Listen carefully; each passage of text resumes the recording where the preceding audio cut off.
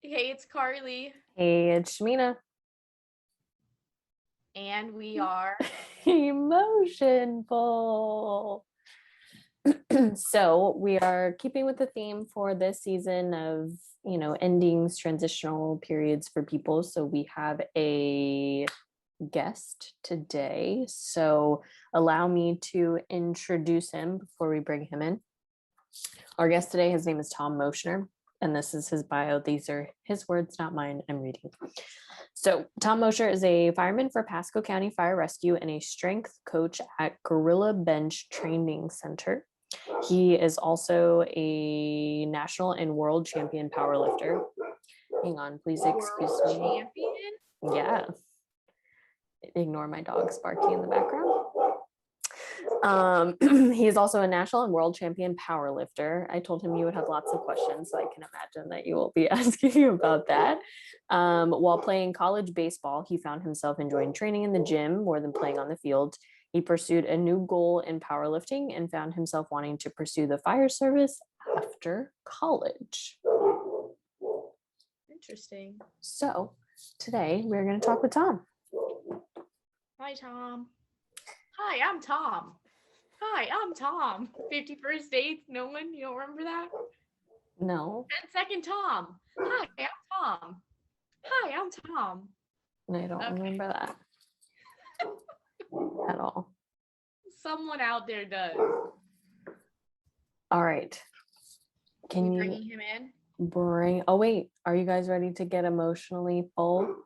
Are you? Are you? Are you? He is. Bram it.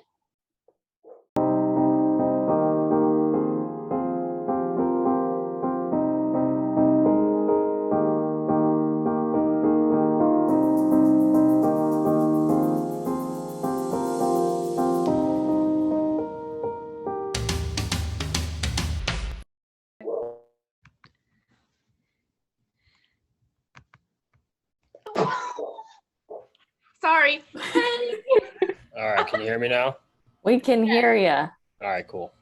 Welcome. Do you prefer Tom or Thomas? Because the bio said Tom, so I'm going with Tom, but I want to make sure I call you what you want to be called. Tom works. Nice and short. Okay, cool. Excuse my dogs barking in the background. They are very vocal today. That's no problem. Thank you for joining us and welcome. Thank you for having me. Time no see. I know, it's been years. Yes. For anybody who does not know. Yeah, something like that. So we actually went to school with Tom, and you were a grade below me, Younger. Right? 2014? Yep. 15. 15. 2 years. So 2 years. Yeah, 2 years. Wow. So you're 10 years coming up here real soon too. It is. Did you guys do anything? Or yours is 13? Mine's 13. Carly just had hers 2 weeks ago. Yeah, we had a little reunion thing. Was it very small? No, I mean, we joined with 2011. And there was 120-ish people, I think. So it was nice catching up. Good. Not bad. Yeah, I have no idea how many will go to ours, but we'll see. Yeah. Yeah, I feel like every year, because even my class, part of us are like, oh yeah, let's go. And the other half is like, I never want to go back to Ridgewood and have a reunion. So man. Yes. Yeah, it kind of fizzled out. It did, for sure. So we as in me wanted to be able to bring you on. Appreciate it. There's one thing in particular, obviously we talked about beforehand of time in your life, change and transition, those types of things. But before we get into that, I want to more so get into your thought process of just kind of the world. I've seen posts about social media that you've done and just kind of the psychology of strength, I think that you call it. And I really like your approach. It's very up my alley as a therapist and just kind of aligning with that. So I wanted to kind of better understand how you came to learn, kind of those ideals and that thought process and how that helps you move through the world. Yeah, sure. So a little bit about myself. I know you guys know me decently well. For anyone listening, probably don't know who I am. We'll talk more about the transition and the subject of the podcast later on. I'll talk more about the baseball side of things, but I played baseball for a long time. I was fortunate enough to play in college. My freshman year of college, I didn't really enjoy it, and I'll talk about that later. Eventually, I found powerlifting, and I've been fortunate to excel at it, and it's a sport, I enjoy possibly more. It's just kind of different how I've grown. I played baseball so much as a kid that obviously like you aspire to have dreams and stuff like that. And then they become reality, or they don't become reality pretty quickly. With powerlifting, I was able to kind of do it more at a matured state and, just an older approach. Anyways, I've been fortunate. I've done pretty well. I won my first national championship in 2020. And then I won my first world championship in 2021. Wow, congrats. I had read your bio with that, and Carly was like, world champion. So I appreciate it. Powerlifting is a very unique sport. I'm not going to dive too much into that. There's different federations and there's different rules and divisions and stuff like that. But I was fortunate to do both of those. And the reason I bring that up, I can elaborate that more later about the transitionary story. But before 2020, before that nationals that I partaken and, placed in, people would be at my gym or the gym that I would just work out at the time. I wasn't coaching. Now I am a strength coach at the same gym. At the time, people would ask me my opinion, and they would just take it or leave it. They might ask for help and I would say it, and they might use it. They might not. It's whatever. Well, I immediately saw after winning a national championship, somehow that just, magically gave me more credit, even though nothing really changed. It could have been a Tuesday to a Friday, and now all of a sudden people asked my opinion and used it. So very quickly after that competition, I found people ask me more questions, and then boom, doing it right away. Like no hesitation. They just went out and did it, and they actually used my voice as if it was more credible than it was, a week earlier. So really quickly, I just realized if people are going to ask me questions and listen, I might just start talking and see who listens. Hopefully that'll better people. And I can just kind of talk about my approach to things, just kind of like you noted. So that's kind of what inspired. I made a challenge to myself, and I've been able to stick to it. I make a weekly post every Sunday, and don't quote me on the week. I know people listen to this and watch this at a different point in time. Yeah. As of right now, I'm approaching the 90th week, give or take. So I'm almost at 2 years of posting every single Sunday. So I made a challenge. Some weeks it's much harder, and I find myself, looking at the clock a lot because I got to get a post up. And then some of them I'll just feel really inspired, and I'll write 3 weeks in advance, and I'll just be able to, be ready to post them. So each week I tackle a different subject. None of them are pre-planned. A lot of it is just how I feel, how my week went, a question I might have had, a lesson I learned myself, a lesson I want other people to learn. Like I said, I am a strength coach, so sometimes it's a recurring question that I get from other people. But what I learned really quickly, the first post I did back in 2020 is around October or November. It might have been October when I started. I'm approaching that 2-year anniversary of doing it. The hashtag came really quickly to me, the name, the psychology of strength. So I've kept that consistent. That's obviously what it's known as. My very first one was very powerlifting oriented. And it was known as like the bricks to a healthy strength athlete, give or take. It's been a while since I wrote it. After that one, I realized I didn't want to stick super narrow minded towards powerlifting because it's a very, very small audience, especially in sports and just in life in general. Yeah. More people watch basketball, football, and other big sports. Powerlifting is very unique and very niche. So after my first post, it became much more broad and more about the psychology part of strength. And I've answered questions for other people. They'd ask me, they're like, the psychology of strength, they kind of view it as a pun, and it's kind of a pun. It's not about the strength of the body. It's more about the strength of the mind. And of course, it's kind of a pun because I'm a powerlifter and physically I have to be decently strong to do anything, right? So each post is very unique. It's very different. I can elaborate some of them. I don't know if you had certain ones you wanted to ask about, but each week I tackle a different subject, and I keep it very organic. Sometimes I use quotes. I'll directly quote some people. Sometimes it's a song lyric. It's very sporadic, but I try to keep it different.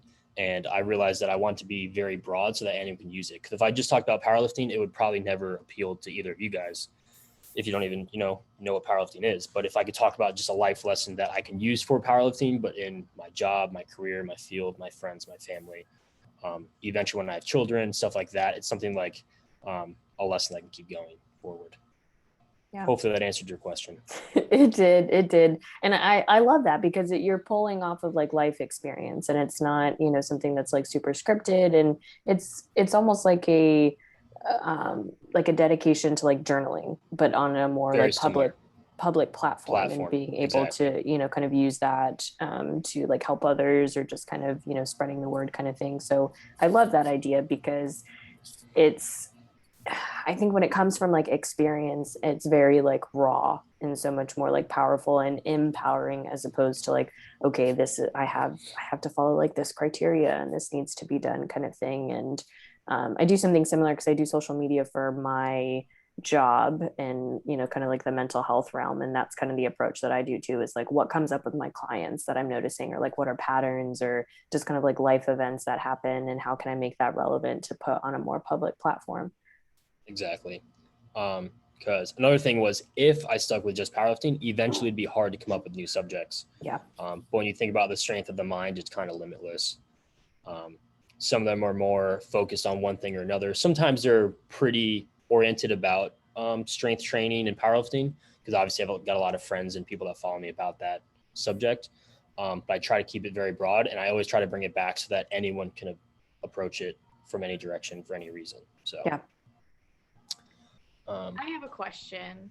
Yes. So, and it may be, so you say obviously with strength training, really the mind needs to be powerful, So what are some things that, do you feel like you doing the strength training makes your mind powerful, or what are some additional things that you do that you feel like, helps get your mind at tip-top condition so that you're able to perform strength training? Sure. So one of my most recent posts, I believe it was last week, I always start with some type of caption or catchphrase, hopefully to get other people's attention, and then I elaborate, obviously. And of course, these posts are on Instagram and Facebook, so they're pretty brief. Eventually, I'll elaborate on them, and I get the opportunity for a platform like this to elaborate on them. But last week, I mentioned the caption was, "You're not lacking ability, you're lacking discipline." So way too many people will look at someone, and I'll just name famous people we could all think of. They'll look at Michael Phelps, Michael Jordan, Usain Bolt, excuse me. They'll look at like these really, really big, crazy athletes that have these crazy bodies that can do special things like swimming and basketball and running and so forth. Well, I'll never be LeBron James or Michael Jordan. I didn't get the gift of height or maybe the agility or anything like that. However, all those people, not only did they have the ability, they had the discipline. But I wanted to take out the ability part, because people are always going to find the excuse that they don't have the abilities that they want. And that's another post I could elaborate on. So if you focus on the discipline, you can achieve the highest level that you're capable of. And part of it, not to get onto two different subjects, part of it holds me accountable. The discipline I have to make the post every week, but also to strength train to keep like a linear progression. Hopefully that makes sense. So practicing the discipline in two directions. I have a follow-up to that, because I see that, but how do you give yourself the discipline? Like what, because I absolutely agree with you, but I know for me, like I don't have that self-discipline, but I'm curious of like mentally, how do you do it, and how would you build other people up to be that way? Because it's easy to say you need self-discipline, but what are the steps that you do to continue that and be consistent with yourself and even get started with it? Sure. That's another post I've made. I don't know how many weeks ago that was. It's funny. It'll all make sense eventually. I'm definitely taking my time. But the biggest thing that I've learned from several people, including teachers we all had at Ridgewood, or my father, friends and family, other coaches, you have to have both micro and macro goals. Mm-hmm. So everyone focuses on the macro goal. Everyone wants to have the Ferrari or the $1 million house or XYZ. But it's the micro goals that build up to become that mountain that you want to stand on top of. Mm-hmm. So another post that I made, a lot of it's about goals and goal orientation. You have to have, I almost want to say you got to have too many goals. And people can take that in too many ways, but you have to have so many goals that you never feel like you're failing. Because as soon as you feel like you're failing, you're looking backwards and you're not going forwards. You're not improving. So to get started, I had to have a bunch of micro goals. So to keep it powerlifting just super easy, and I'll just use arbitrary numbers. These numbers won't make sense or any rhyme or reason. Let's just say in the beginning, I couldn't move 100 pounds. And I'll just say move because you could pick any way I'd move it. Goal 1 would be 100 pounds. I can't make goal 2 1,000 pounds because then it'd feel way too daunting and I might never get there. And it'd always feel crushing every day that I don't hit 1,000 pounds. So if you make a bunch of micro goals of 100, and then it could be really small, it could be every 10, it could be every 5, but a caveat to that, you can't have goals all in a direct line. You have to have goals in every direction. So I would have goals for squat, I'd have goals for bench, I'd have goals for deadlifting, but then you can't have all of your goals tangible. So then another one of my goals would be how well I felt after my training, how excited I was, how good it made me feel, because you can't measure feelings the same way you can measure pounds on a bar. You know what I mean? So when you start achieving micro goal, then you hit a macro goal. The macro goal doesn't have to be one. Too many people set one macro goal of the Ferrari or a dream wedding or, a small event or like a specific object. You have to have multiple. So almost thinking of them as like pennies, quarters, dimes and dollar bills and stuff, you have to keep building them on and on and on.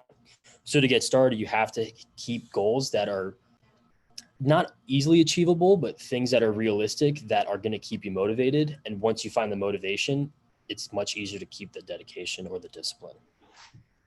I hope. Love that. And I think kind of relating more to like stuff that we've talked about in the podcast before, because we originally started this for like Carly's breakup journey. And so, kind of pulling some parallels, like Carly, for you, I think some of your like micro goals, kind of putting it in like Tom's words, would have been like not crying every day, or So learning how to like be on your own again, or going out and doing things on your own, or starting to like get back into the dating world, journaling, that's something that you do consistently, like working out, getting more movement, those types of stuff. And I really like what you had said of not having your goals in a linear direction, but just kind of in different areas. And so you have the things that are kind of like a tangible, but then also, how did I feel when I was doing this? What is the emotional kind of component to it? Or, is this,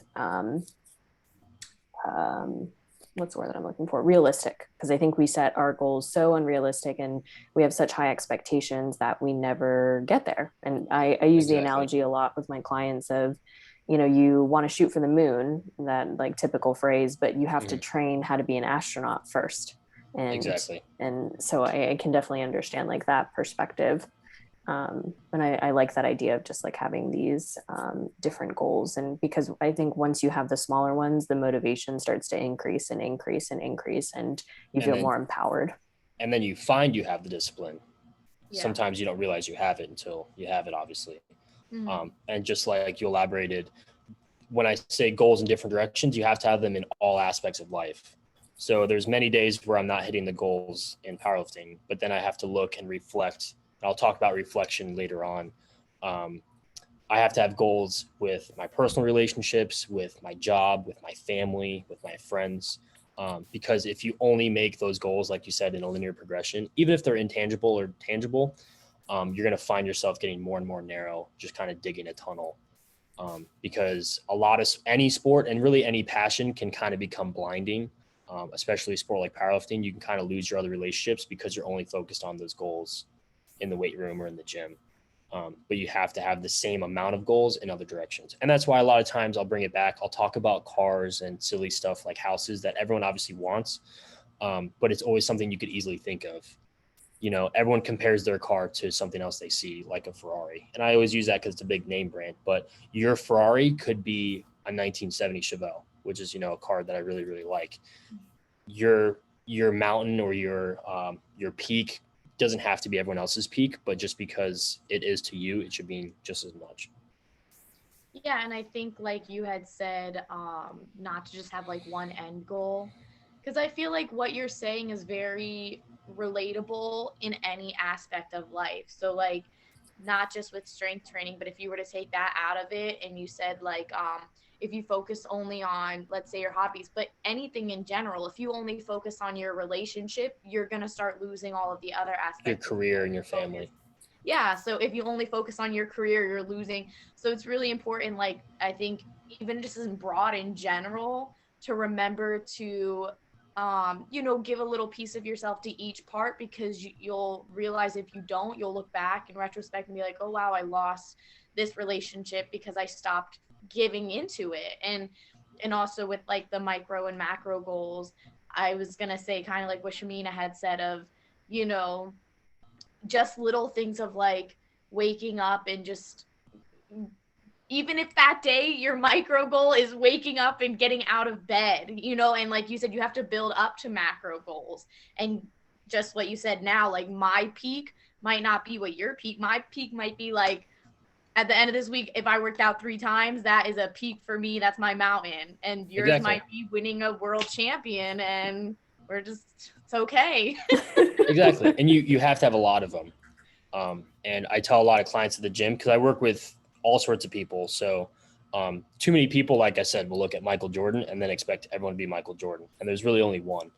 And I'm never saying I compare to him or anything like that. But you can't always assume that I'm always working with people with aspirations of world champions and stuff like that. I'll work with people that are just trying to get in the gym. And I remind them all the time, half the battle is just getting in the gym. Because once you're there, I personally don't like working out like in a garage setting, because I find I might lose my discipline. When I'm in the gym, I'm there. I got to be committed. I drove all the way here. I had to put all this time and effort just to getting there. Now it's easier to just clear my mind and do the task at hand.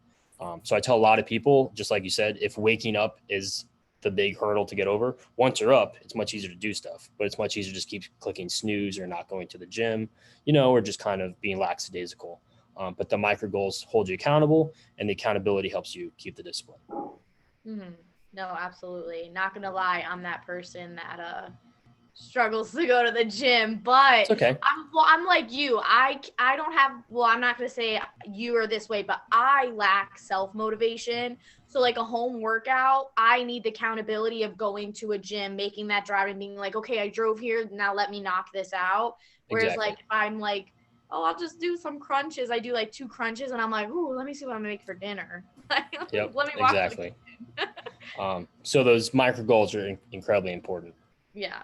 Just like you noted. Mm-hmm. I think the goals, whenever we talk about goals, I think it also has to go back to like your values, because it's really easy. We live in a society that is very goal oriented, and we are taught from a very young age. Good Lord, these damn dogs. We're taught from a very young age to be focused on the goal. In kindergarten, it's like, what do you want to be when you grow up? And how do you get there? In high school, it's like, okay, well, not even high school, like kindergarten is basically like, how do you graduate and move on to college? And I think we get so caught up in that in our adulthood that we feel unfulfilled or like a failure if we aren't achieving those like life goals that we are taught to achieve, but more so of learning how to live a more like values based life. And so you're achieving the goals along the way. And I think this kind of goes more, at least my interpretation of like going back into like the micro goals in like all directions. To me, that identifies more of like your value system. And so you're paying attention to like your family, your personal relationships, your career, those areas and aspects. And so you have that value system, but you have things that you are working towards achieving along the way. And usually those of us who are more values oriented tend to live more fulfilling lives than those of us who are goal oriented, because as soon as you achieve that goal, you're looking for the next one. Like, okay, what's next? Okay, now I need to keep working towards this. And there's not a lot of time to just relish in the accomplishment. Exactly. And that's why one of the biggest takeaways is to have so many goals that you're always eager. But like you said, you have to enjoy the ones that you reach. So like it's very quickly after either of those two competitions, it's very quick for me to be looking at the next one or the next several years and stuff like that. And obviously I have to enjoy the moment because I'll never know. There's a chance I never win another meet ever again. And I have to understand that. A future post lesson that my dad taught me, obviously when I played baseball, you have to understand that you're not always going to win, and you have to accept the other outcome of not winning. But another post that I have made, and I'll just elaborate. I can't, directly quote it from months ago. But too many people look at winning as a yes or a no, and rather you should look at it almost like a color wheel, where when all the colors meet in the middle, it might be white, and then it slowly dissipates in all these different colors, almost like the painting behind you, kind of. Too many people look at winning as just the dead center, just the bullseye, but they don't realize that just because I win doesn't mean you lose. We could all win at different ways. Winning is not always a yes or no. So going back to something, powerlifting is almost an easy example. It's harder for football because there's always going to be a winner or loser. For powerlifting, I mean, you could use football too, but for powerlifting, if all three of us were in a competition, we all have the micro and macro goals. Only one person might win the competition, but you could be just as fulfilled hitting your macro goal of hitting a certain number or making weight or just showing up and having fun and stuff like that. So just because one person wins doesn't mean that no one else can also win. It's not a one-sided debate. Absolutely. I think I was actually going to say that because I feel like, yeah, maybe you came in first place, but maybe I hit like a personal goal for me. And so like, yeah, I wasn't up there and I didn't win first place, but in my mind I did. And not to keep going back to it, but I really liked how with one of the micro goals, I feel like how Shamina had said, from kindergarten, we're always taught like, what's the next goal that we can achieve? But I feel like in society in general, we're kind of taught only tangible goals of like how you said the Ferrari, but I really like how you mentioned like, how did I feel after this workout? Because I think a lot of times our feelings and things, our emotions and all that is put to the side, and that's not important. But I think in any aspect, and that's why it's so important to have boundaries too. So like you need to focus on all of these aspects of your life, but you also need to know when to put boundaries. So for work, like you want to focus on work, but you also need to set boundaries of like, if my work is 9 to 5, at 5, I'm cutting it off so I can spend time with the other parts of my life so that I'm not career driven, and then I lose out on my friends because I didn't cut those boundaries. So I like goals aren't just tangible things. Like it can be, how did I feel today or whatever. Yeah, it's completely true. And another, I don't even know, I've had so many thoughts and so many posts. Sometimes I can't remember if I've, published them or posted them. I may have posted this one. I'd have to look back. But one of my favorite quotes that I quote my dad, and you guys both know my dad decently well. For the listeners that are listening, my dad was a school teacher at our high school, and he taught math. My dad's a very humble guy. So when I tell him I've made a post or I've quoted him, and I have several posts after him, he always says, I might not have come up with that myself. I might have read that somewhere else, but obviously I'm going to directly quote him because it's definitely not Shakespeare. So we know we can't count someone else out. But a lesson that my dad taught me and my sister, and hopefully other students at Ridgewood, is you have to have a bad day to know you had a good one. Yes. So regarding the micro macro goals, sometimes it feels like you have a lot more bad days, but then that reassures when you have a good one. And you can take that away with competitions, with winning, with losing. To draw back a little bit, my first national level competition, my biggest goal was to place in the top 10. That was it. I knew I had no shot at number one. I was really, early on, and I was very fortunate. I literally hit number 10 on the dot. I was very close to being, 11 or lower. And when I hit 10th, that meant just as much as if I won, because that was my goal at hand. And at the time, I didn't think I was good enough, to even place XYZ. So just top 10 was the biggest goal at the time. So just to go back about the whole winning, losing, and micro goals, for my macro goal was just top 10. So I didn't even bat an eye when I wasn't top, 3, 5, or 9. It was being number 10 that was the best for me. Yeah. Nice. So I want to transition into like transitional periods in your life. But before that, I have a question of, how do I phrase my question? I try to not to get too therapist-y on people when we're in the podcast, but it happens sometimes. I don't mind. So having, almost 2 years now, Tom, of, documenting like your thoughts or your experiences or things that you have learned, how has that helped you just kind of conceptualize your emotions or even your mental health? And, you have a visual record of, different phases in your life or things that you've gone through or experienced. Wow, that is a great question. I've never had that question before. So that's a very good one. I'd have to think about it for a sec. If I was to just roll with the thoughts in my head, like we've discussed before, it helps me stay accountable and disciplined, but it's reassuring when I have people come up to me and they'll ask, what books are you reading? What made you think of this? Why do you feel this way? Just wanting me to elaborate on what I'm speaking on. And sometimes I don't have an answer. So like a good friend of mine asked me what books I read. Unlike my dad, who reads every single day religiously, I don't feel I read enough books. One of my favorite podcasts that I watched was an interview of Naval Ravikant. He's an entrepreneur. I don't expect you guys to know him.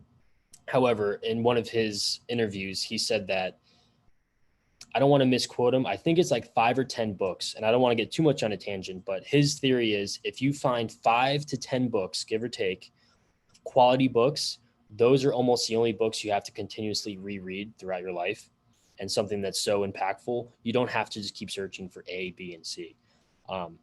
And the reason he said that, he found he was reading so many books that he almost wasn't getting the full value of each and every one of them. I'm a very similar reader where I don't sit down and read cover to cover every single book. I just have a select few sources or ways that I read that I'm always kind of browsing, and I'll take what I need and then I'll come back to it. But I'm also a different type of learner where my dad loves to sit there and read. I kind of like to watch videos or listen to other people talk or read kind of small articles. And that's kind of what I based my post off of. If I post a 10,000 word, caption or something, they're not going to read it on a quick social media post like Facebook or Instagram.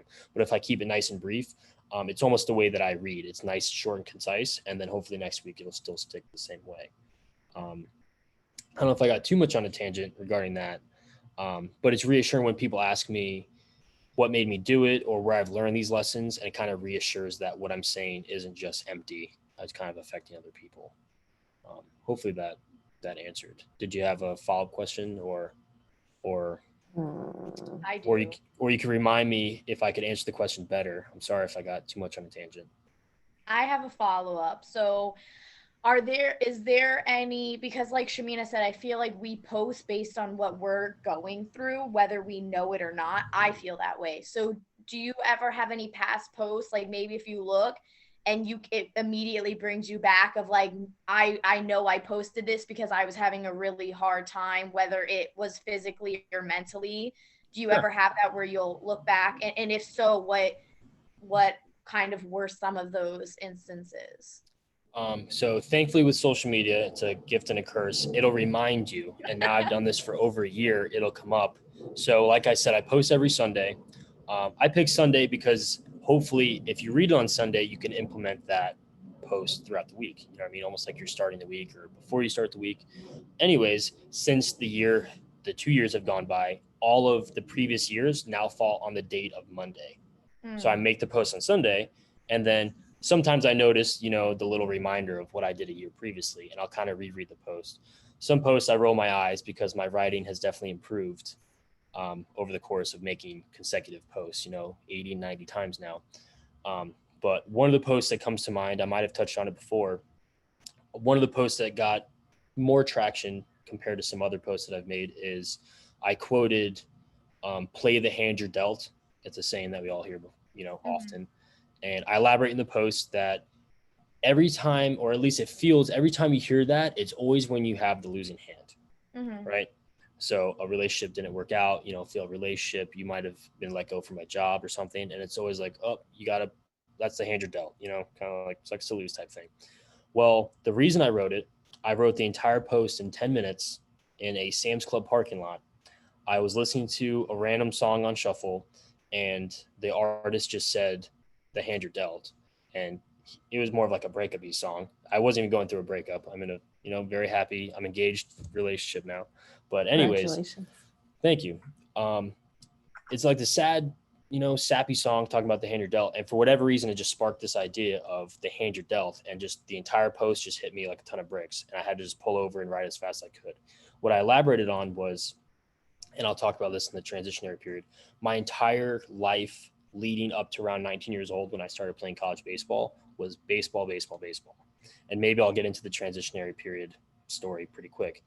But I had all these dreams and aspirations of hopefully playing professional or playing for a certain type of school or, different types of accolades that came with baseball. Well, as I got further and further and at a higher and higher level, I found baseball didn't fill my cup the same way it once did. And once I achieved playing college, and obviously I had dreams past that, I no longer enjoyed it. And it kind of took all the fun out of it.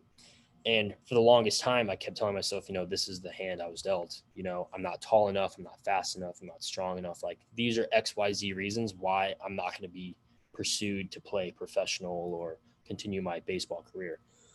Well, then it hit me. I had a winning hand the entire time because looking back, I've had a perfect hand at powerlifting, but I was trying to play a powerlifting hand at baseball my entire life. So I elaborated in the post that everyone has a winning hand. You just have to be playing the right game. And it's unfortunate that sometimes you don't find the right game. I have another post where I talk about everyone is the best saxophone player to ever live. And I say that as a statement. And I say that because you would never know if you have that talent or skill or love or passion unless you picked it up. Mm-hmm. So if I'm assuming the three of us probably haven't ever picked up a saxophone. So there's a very decent probability that we could have been the best to have ever done it, but we never found that passion. So just like the hand you're dealt, if you don't find the game that you have the winning hand for, you're always going to see that saying or that quote as a losing hand when you should actually view it as I have the winning hand. You just have to be playing the right game. So a lot of times when I see that post or when people ask me about it, or I'll just see, the memory on Facebook or Instagram, that's a post that always sticks with me. And I always kind of revert back to that one. That was one of my first posts that gained a good amount of traction. People will notice, I don't know if anyone's noticed, but I'll always say when I post it, please read and share, because I'm not posting these for likes or, I'm not trying to just see numbers that way. The more that people share it, the more I get to, hope that people are reading it. That one got a lot of shares, which reassured me that a lot of people saw value in it and hopefully people read it. So it's less about seeing numbers analytically. My dad was a math teacher, so it's always nice to see the numbers and the tangible stuff, but I just want people to see the message and hopefully implement it in a positive way. But some of those posts were ones that really stuck with me. Cool. Yeah, I like that one. So it sounds like some of those posts kind of bring up like the feelings of like reflection, and you basically thought your life was going to go in a completely different direction, and that was the end goal.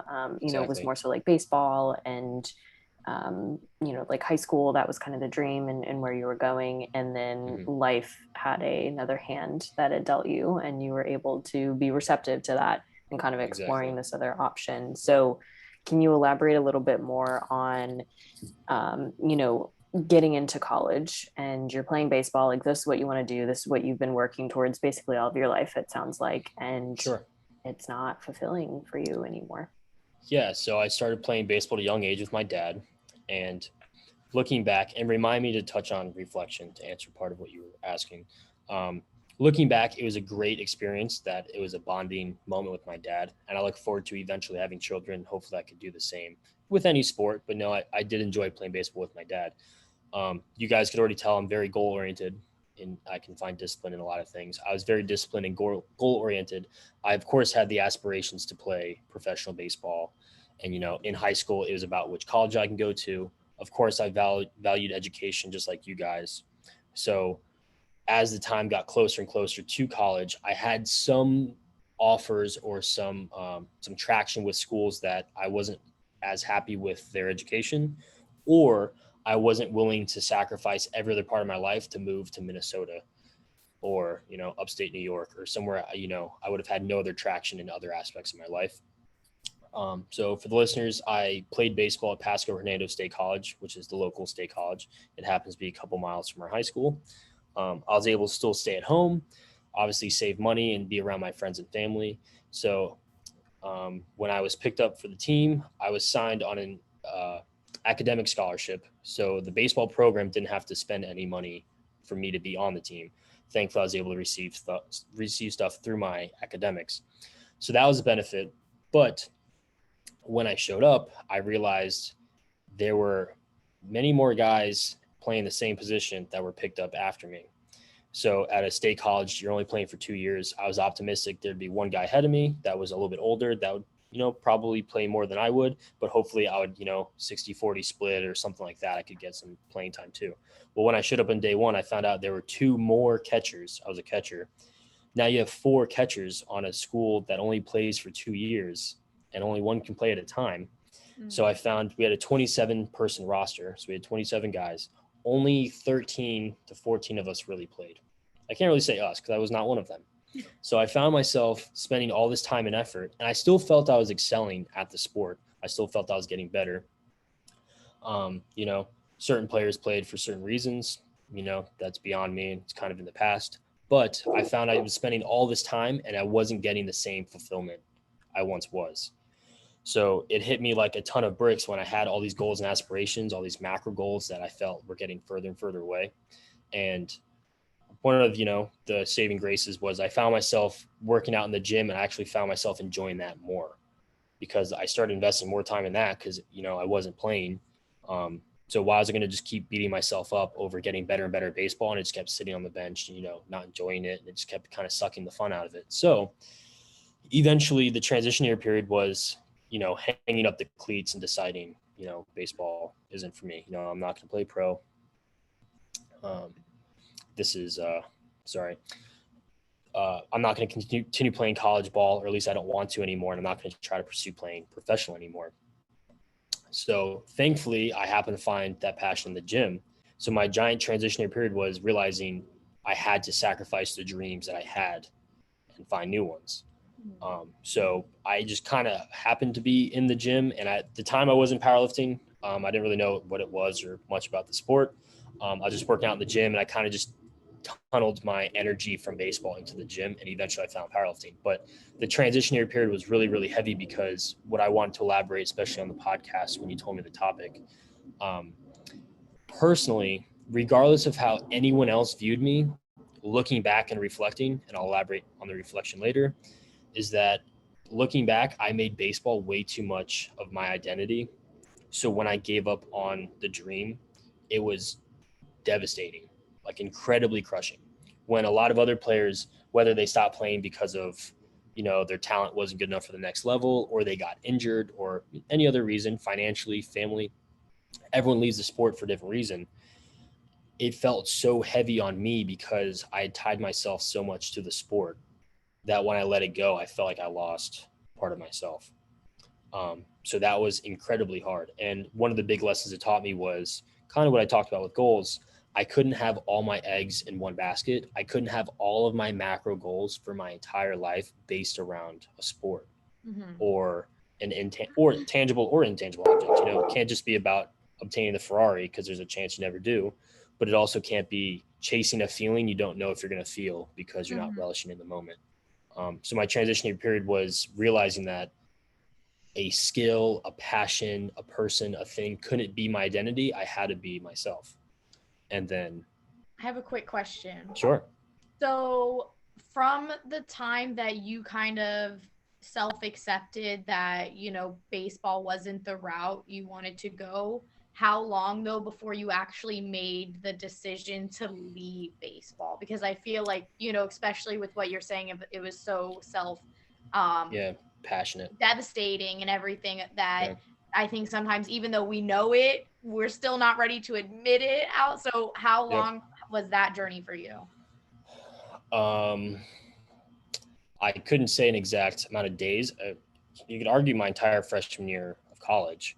Yeah. Because of course I did have other micro goals. I was, I wanted to have like a passionate girlfriend, and my sister just got married. She got married right around that time. So I was almost looking back, I was kind of living in the shadow where, wow, my sister, found the one, she got married, she's so happy. Like, I want to have the same thing. So I did have other micro goals, and I was trying to pursue, relationships at the time. So freshman year of college was just really awakening for me. Like a lot of changes, like most of us probably, freshman year of high school, freshman year of college, your first year out of either of those, a lot of changes happen. It probably took me give or take a year or maybe a year and a half or so, because as the season progressed, I was like optimistic. So try to remember, I want to say I didn't play for the first 14 games of the season, I want to say. So for many of the listeners, I'm sure people have a basic understanding of sports. As you get higher and higher, you're playing with people that are so used to being the big fish in the small pond. So of course I was starting in high school, I was starting on the travel teams.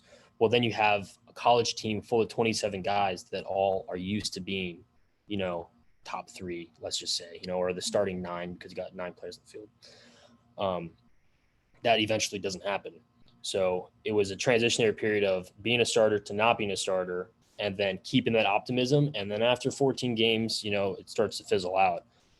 So it kind of wore on me the entire time. And then I had to obviously reflect, and I was very reluctant. Like you said, I didn't want to just give up on it, because I had previous coaches kind of were optimistic that maybe I would have snuck into like the draft at the very, very, very low, end of it. They're optimistic that I still had the potential or the opportunity or the skill. But giving up the cleats was the hard part. So it kind of wore out throughout the season of like, oh man, like the more I'm here, the more I'm starting to dread it, and the less fun I'm having, and the more of a emotional toll. Because I'll be honest, and one of my posts was actually about crying. I feel arguably people don't cry enough in general, men and women. And I think it's a very unbalanced argument of who should be crying, who shouldn't be crying, and why they're crying. But we could talk about that later if you'd like.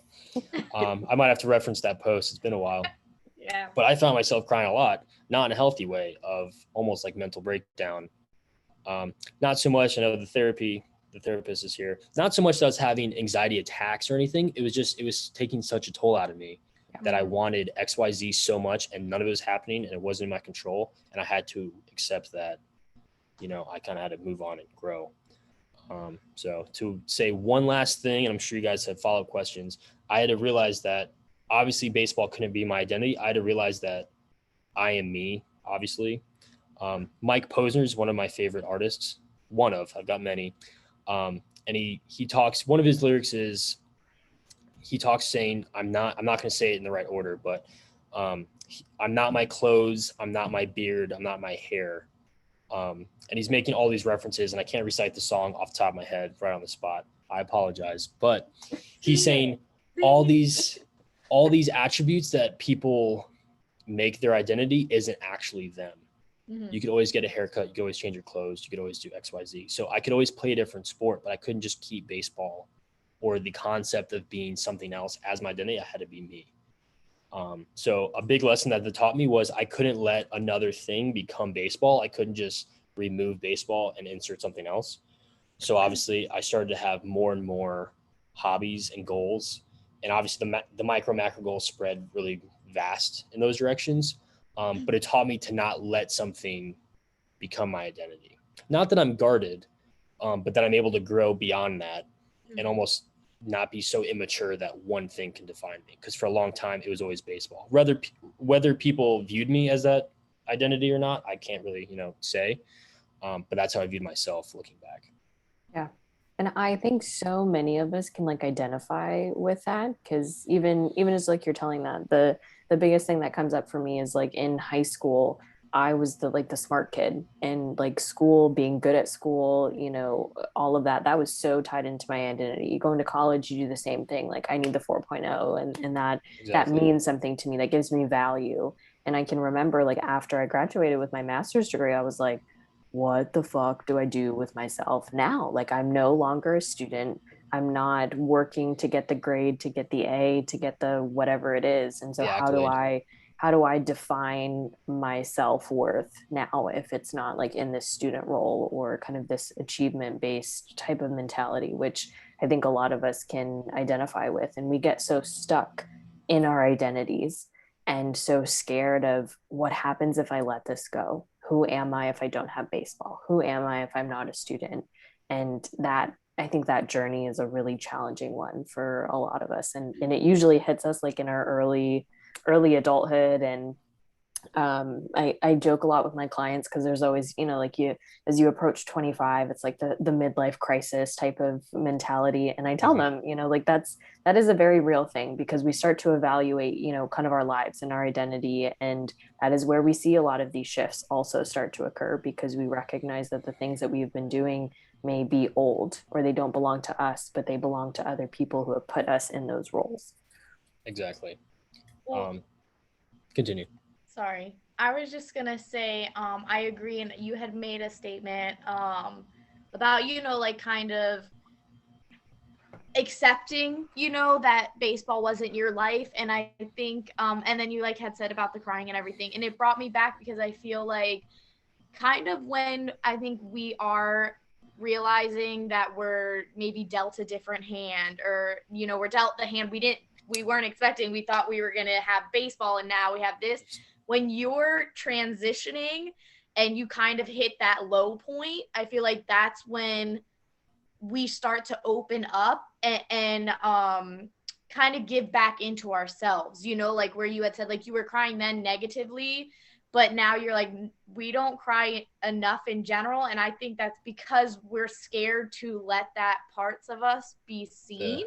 The vulnerability. Because we don't know how to handle it. But when you've hit a rock bottom spot, you kind of learn how to manage it because you have no other choice, So exactly, for people who maybe have never been dealt the wrong hands, or they're still going in that same direction and they're not giving up, they don't know how to, manage it one way or the other. Because I mean, like Shamina had said, I feel like for me in high school and even in college, I was like the loud one. And now I'm like, I don't really like being loud, and I don't really like doing all those things that I used to do. But sometimes with certain people that I talk to or hang out with, they expect that from me. And so then when I don't have that to give, it's almost like I'm letting them down. And that's something that's like, that's not on me though. So it's different. Mm-hmm. No, it's completely true. And regarding the low point, like Shamina said, I think a lot of us are fortunate if it happens in our early 20s or mid 20s, because it allows us to have more time for growth. Right. It's almost less fortunate for people if it doesn't hit you till you're 50. I'll just make up an arbitrary example, but imagine take me out of it. Imagine that athlete in high school goes on to college, plays Division I, and goes on to the NFL, whatever. Sometimes they don't realize that they have to let that go or grow up or anything at 37 years old, 40, 45, 50. 50 if you're really fortunate, if you're still playing professionally, but it could take a really, really long time. I'm very fortunate that I had to learn that lesson and I have more time for growth. Remind me to touch on reflection, but another post that I had made, sometimes I'll be in a mood where I'll take a common saying and I want to just completely flip it on its paradigm. So one of my posts I made was about your cup half full or half empty. And I tried to make a very strong argument that you want your cup to be half empty. So too many people think of it as, half empty, half full, how you should be grateful. You should be, how much you have, it should be half full. They always poise it as it has to be positive, and you have to look at it as full to be positive. I tried to just completely flip that upside down. And my argument was, if you look at your cup as half empty, it provides you the opportunity to fill it how you want. Mm-hmm. Because when it's already half full, you might not have been able to control what filled it to that point. And what filled it to that point could have been the trauma, the insecurity, the anxiety, the struggles, the possibly addiction. I wanted to apply to as many people as possible. But if you look at it as my glass is still half empty, it gives you the opportunity. I have all this that I can put into it, and I get to choose why I want it to be half empty, because I get to pick how to fill it. And you might not know that at 20, 25, or, you might not find out till you're 50 to do that. I think you would be a really great therapist, Tom. Can I just say? I appreciate it. Hopefully we'll have more conversations. Hopefully we'll continue different subjects. to answer one of your previous questions, I'm sorry if I just keep rambling. This is my first podcast, so thank you for the opportunity. Oh, how exciting. Hopefully my Apple earbuds are sufficient with the microphone. You're doing Yeah. good. So I appreciate it. A lot of people ask me regarding kind of the therapy type concept. A lot of people ask me, they're like, Tom, when you think of your subjects for the week or your weekly post or my discipline or anything like that, like when you do it, or a lot of people ask me, when do I write? Because a little bit more about myself, like Shamina, I was extremely goal oriented. Both our parents were teachers. We were kind of known as like the smart kids in school. In all the way through until that freshman year of college, a lot of things happened my freshman year of college. I despised writing. I hated it. English was my least favorite. My sister's the opposite. She's very gifted. She was Miss Journalism and, the greatest writer ever. Very eloquent. I just didn't enjoy it until I started, junior, senior year of high school. It started to get a little bit better, like AP courses, and I started to get challenged a little bit better. But what I always hated was you would tell me what I had to write about, and then you expected me to perform. And that's just not how I write. Just like how I read, it has to kind of be sporadic, So short story, that freshman year of college, I had this really random class, and I won't elaborate too much, but it was called Individual Discovery, and they gave it to me because I was an athlete, and it was you took it? Did you have Professor Yates? I don't know. He was like an older guy. With a I beard? literally had like all of the baseball players in my class when I took it in high school. They do that every year because the academic advisor is like, oh, it's an easy A, just give it to them, whatever. Yeah. So of course, I didn't want to show up as the jock, obviously, because I never really felt like I was that guy. I was much more the academic person. It sounds like you had Mr. Yates. I think he was the only teacher. You had that PHSC. Yep. Pastor Hernandez is most likely him. Believe it or not, I contacted him recently because I felt compelled to let him know that he inspired me to continue writing. So the reason I brought this whole thing up, that freshman year of college, I finally found a person that valued my writing. And that was my first time I actually found myself enjoying it. So to fast forward and backtrack back and forth, when people ask me about my current writing, they ask me how I do it, how I'm inspired, or what I think of. A lot of your questions that you've had today. Every time that I'm honest with myself and I think about it, I have to reflect. And I use the word reflect and not meditate because I don't necessarily close my eyes and focus on my breathing, which breathing is important in powerlifting. So believe it or not, I do a lot of breathing stuff, but I don't necessarily meditate. I don't, sit in front of a mirror or a blank wall or stare into the sky. But I do find when I'm alone and I reflect, my best writing always comes through. And it doesn't mean I'm just sitting, out on this patio, which I like. I find a lot of my ideas just sitting, looking at the pool or the backyard. But when I'm in the car listening to music, like I talked about the other post, or when I like to ride my bike. But every time I come up with my best material, it's always when I'm reflecting when I'm by myself. And the reason I talk about that, it'll eventually, I'm sure, be a post. People find it daunting to, meditate. They think of traditional or stereotypical ways to do it, of course, like Hinduism or Buddhism or, another type of religion. You don't have to cross your hands and, dedicate your mind to emptiness. George Harrison's one of my favorite musicians. He's one of the Beatles. He found himself meditating and kind of like what we've talked about before, it actually kind of took over his life. If you guys read about George Harrison, it actually kind of destroyed one of his marriages. They found one of his wives found that he was meditating like 4, 5, 6, 7 hours a day, and he was almost overdoing it. I don't want to obviously promote that. So rather than think of trying to clear my mind, I just reflect and think of what my mind is already thinking of.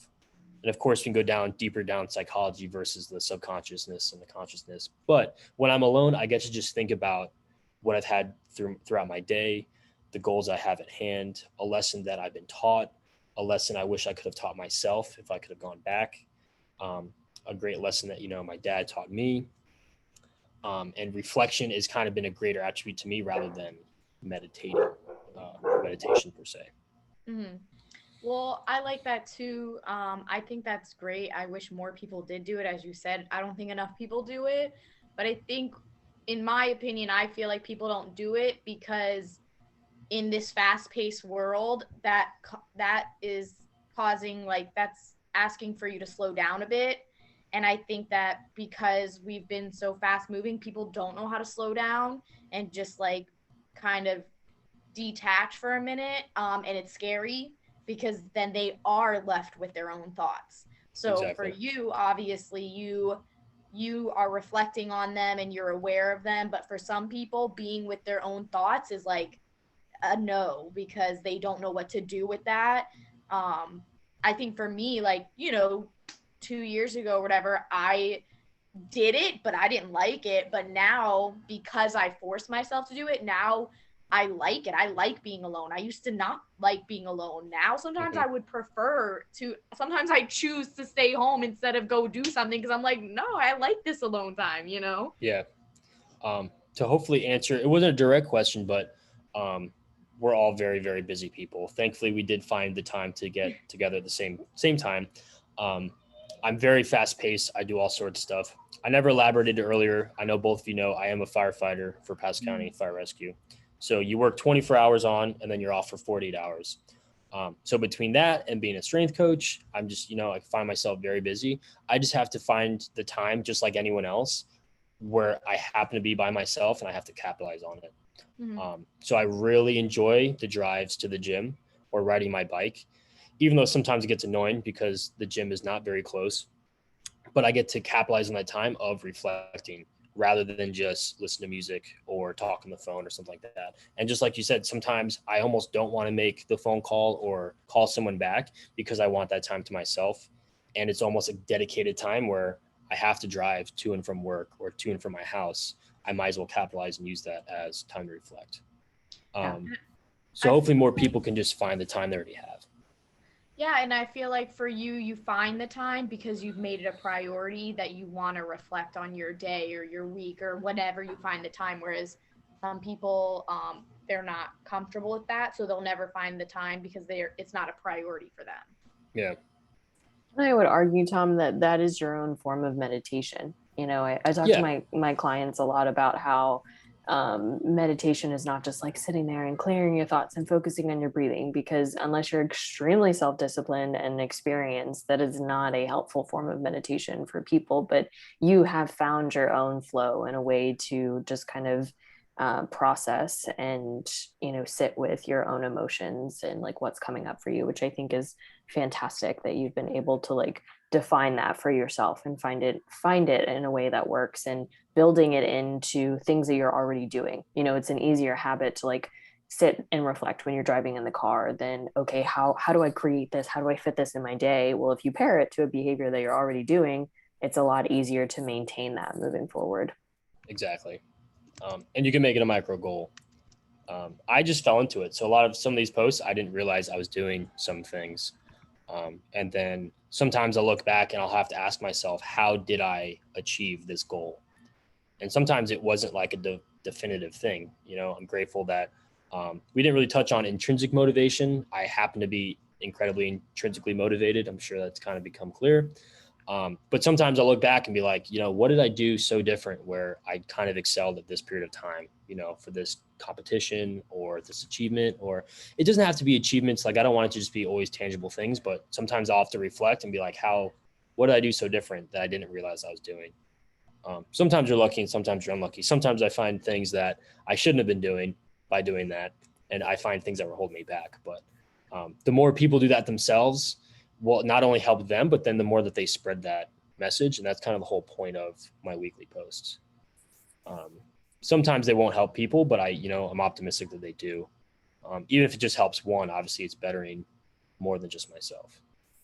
Definitely. You're making a difference and an impact. And again, like sharing that on a public platform. And I think that's great. Obviously it caught my eye and I was like, I told Carly, I don't even know how long ago. I was like, I want him on the podcast to talk about this. It was right after the World Championship period. Okay. It was like in November.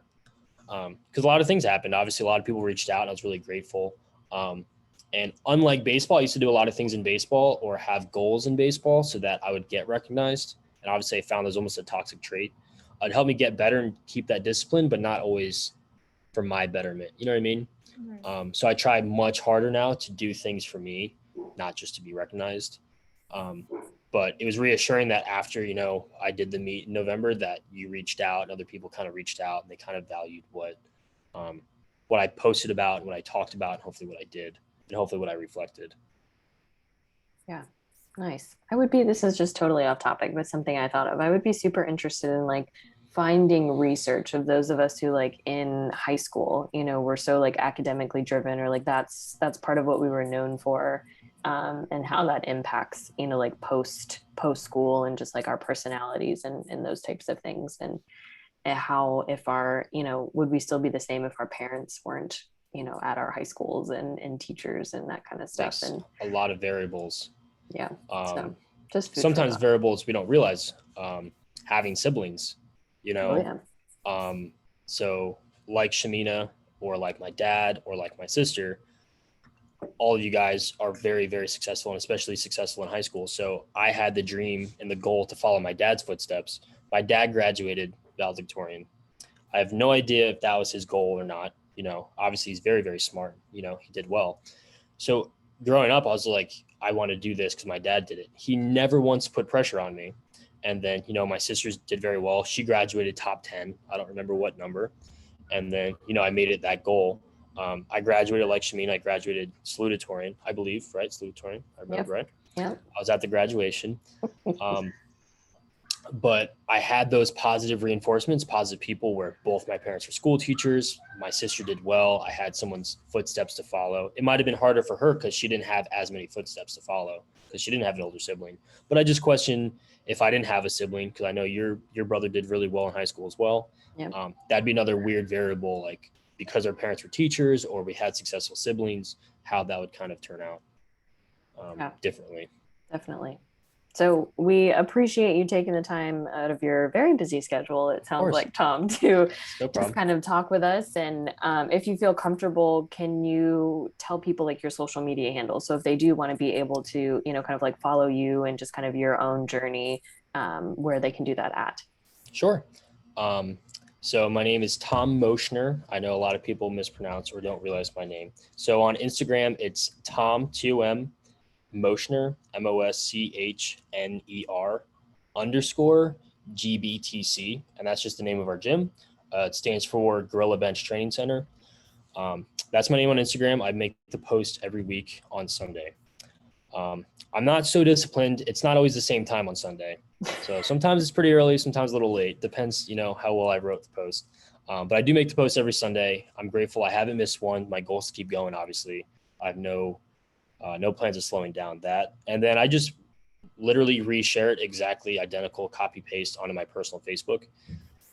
If anyone's compelled, my name is literally just Thomas Moshner on Facebook. But as of right now, that's how the posts are going out. Eventually I do have greater goals, but I'll leave it at that. That's how the posts are making their way to the world right now. Nice. And we'll make sure to tag you in our socials, so that way if anybody does want to follow you, they'll be able to do that and just kind of be able to see some of the posts that we've been talking about and referencing in today's episode. I appreciate it. So thank you again. Of course. I'm totally bummed that we haven't had you on sooner, so that way we could have you come back and keep talking. No problem. I'm down to have this conversation, even if it's not recorded. We can. Sure. No, I'd love to. And then I asked Shamina, I know you said you hopefully will pursue podcasting, hopefully through the business. But even if it was just private conversations, or if people hear this and wanted to reach out, I'm always open to talk. Cool. We will definitely be in touch. Yes, thank you for having this time with us. Yes. No problem. I enjoyed it. Again, thanks for the opportunity. It's my first one. I don't know if I asked Shamina. I know you guys on the podcast asked me all the questions. I felt like I was asking Shamina maybe too many, just because I wanted to be prepared. I think this went very smooth. I liked how it was very impromptu. I just kind of had to roll with it. So yeah, we're not very structured or whatnot. So you did not ask too many questions. It's no problem. You're good. You're good. We hope that this was a positive experience for your first podcast episode. It was. I appreciate it. Cool. So thank you again. We will be in touch, and we'll tag you in all the things when we air the episode this coming, I think, Tuesday. Tuesday. So cool. Let me know. Stay tuned. I'm eager. I appreciate it. Cool. Bye. Thank you. Awesome. Bye. I'll see you guys. See you later. All right. Are you guys feeling full? Because I am feeling like empowered and inspired to reevaluate my micro and macro goals and go for it. I'm gonna go to the gym. Just hire Tom as your powerlifting coach. Like, you'll be good. Strength training coach. No, it was a really good conversation. Yeah, for sure. So we will make sure to tag him in our socials for this episode, so that way you guys can kind of follow along and see some of his posts that that he makes. And what do we want to know from our viewers? What are your micro and macro goals that you are working on? Let us know, DM us, send us all the things, and stay tuned. We only have a couple episodes left in this season, people, and then we're done. And Finish strong with us. That's all she wrote. Yes. So we'll be in touch. We'll see you guys soon. Yes. Toodaloos. Bye. Bye.